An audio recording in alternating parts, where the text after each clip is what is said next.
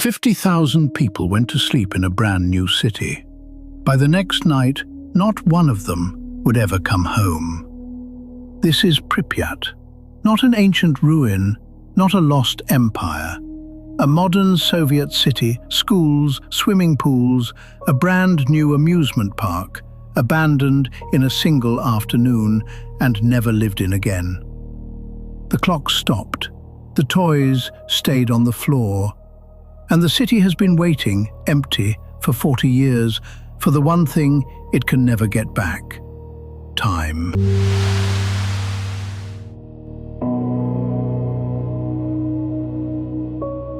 In 1970, the Soviet Union built a city from nothing. Pripyat was a showcase, an atomgrad, an atomic city, built to house the engineers of the brand new Chernobyl nuclear power plant, just 3 kilometers away. And it was good. The average resident was around 26 years old. It was a young city, a hopeful one. Wide boulevards, rose gardens, 15 schools, a hospital, a cinema, cafes, a river beach. Apartments with something rare in the Soviet Union, a waiting list people were happy to join. Nuclear power was the future, clean, limitless, safe. The reactor on the horizon wasn't a threat. It was the reason the city existed. It was pride. By the spring of 1986, Pripyat had almost 50,000 people, and it was still growing. A new amusement park stood ready in the square, a Ferris wheel, bumper cars, swing boats, set to open on the 1st of May, for the May Day holiday. The children were counting down the days. They would never ride it. Saturday, the 26th of April, 1986, 1:23 in the morning. During a safety test, reactor number 4 at Chernobyl went out of control.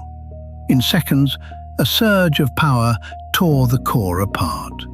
2 explosions blew the 1,000-ton lid off the reactor and threw burning radioactive material into the night sky. 3 kilometers away, Pripyat slept. Some saw the glow, a strange, beautiful light over the plant. People came out onto a railway bridge to watch it, not knowing the air itself was now deadly. And here is the cruelty of it. For almost a day and a half, the city was not told. Children went to school, people shopped, hung washing, sat in the sun, all while invisible radiation settled over everything they owned. Then, on the afternoon of the 27th, 36 hours after the explosion, the order finally came. It arrived as a calm voice on the radio. A temporary evacuation. Bring your documents, some food, essentials for 3 days. Leave your pets. You'll be back soon. They were not coming back. 1,200 buses came from Kyiv. In under 3 hours, almost 50,000 people were driven away. A whole city emptied between lunch and dinner. Behind them, the dinner tables were still set. The washing was still on the line. And in the square, the amusement park that was never allowed to open stood silent, 4 days early. Today, Pripyat sits at the center of the Chernobyl exclusion zone, 1,000 square kilometers sealed off from the world. And it is astonishing. Because nothing was cleared, the city became a perfect time capsule of the Soviet Union in 1986. Gas masks scattered across a school floor, a piano rotting in a concert hall, a swimming pool, its diving boards still above the empty basin. Notebooks open to the last lesson. Nature has taken the rest. Trees grow through the floors of apartment blocks. Moss swallows the streets. Wild boar, wolves and horses move through a city built for 50,000 people. Pripyat is being unbuilt quietly by the forest it replaced. And over the main square, the Ferris wheel still stands, its yellow cars rusted, motionless, a ride that never carried a single child, now the most famous symbol of the disaster. The reactor is buried under a giant steel sarcophagus now.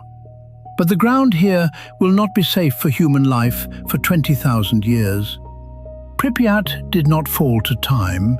It fell to a single night, and time simply stopped for it. Pompeii was buried by a mountain. Pripyat was buried by an idea that we had mastered a power we did not fully understand.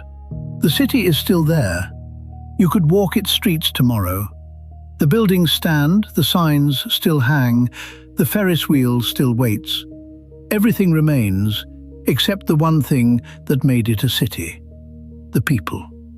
Another Aeon, another pile of ashes.